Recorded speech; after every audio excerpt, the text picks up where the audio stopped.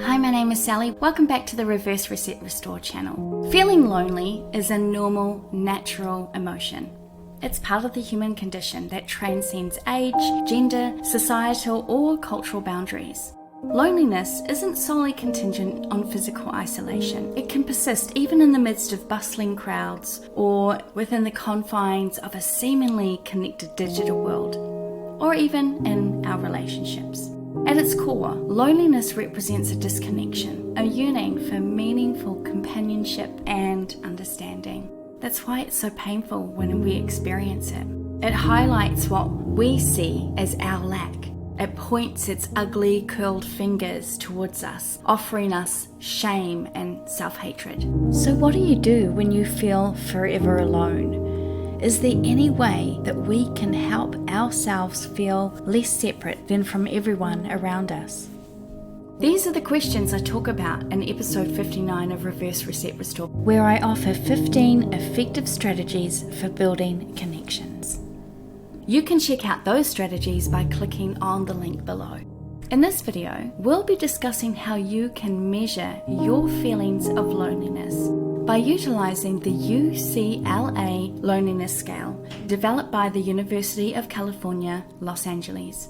This scale asks you to rate 20 questions to score your level of loneliness and feelings of social isolation. It's a tool to help you understand and gauge your thoughts and beliefs about yourself and your place in the world. Before we go through the scale, let's talk a little bit about how it came into existence. The UCLA Loneliness Scale was first introduced back in 1978 as a tool to assess subjective feelings of loneliness and social isolation. It was designed to provide a quantitative measure of loneliness, allowing researchers and psychologists to better understand the emotional experiences of individuals. The UCLA Loneliness Scale has been employed in numerous research studies exploring the link between loneliness and various aspects of mental and physical health. It has contributed to our understanding of how loneliness can affect overall well-being and has implications for mental health interventions. It prompts individuals to reflect on their social connections and can serve as a catalyst for discussions about enhancing social support.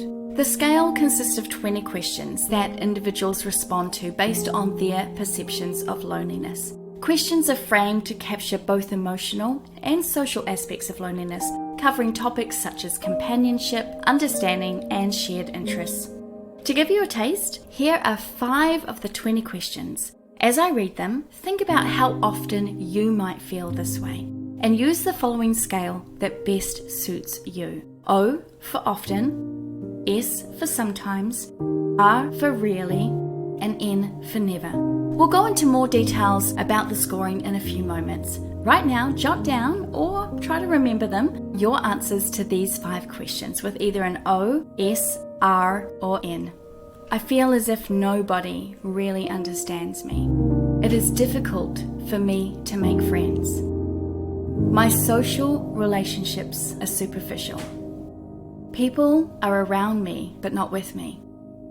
My interests and ideas are not shared by those around me. Great, you've taken the first step by answering these 5 questions. Now take a quick look at your answers. Is there a pattern formulating? Once all the questions are answered with the O, S, R, or N responses, the total score is calculated, and higher scores are indicative of greater feelings of loneliness. Your score on the scale can offer insights into your mental and emotional well-being. If you find yourself using O the most, I often feel this way, you might be dealing with a higher level of loneliness.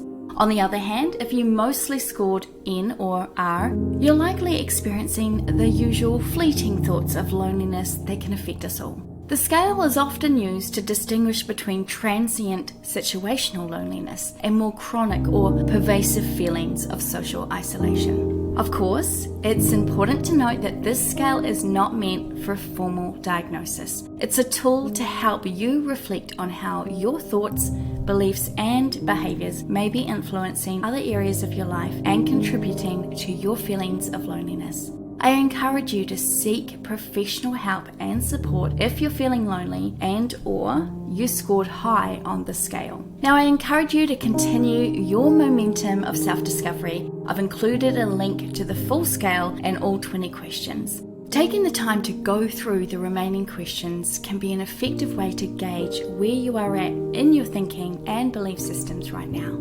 especially about yourself and your feelings of isolation. Let me know what your thoughts are on the UCLA Loneliness Scale, and if you agree with your score, in the comments below, and hit that like and subscribe button to stay part of the conversation.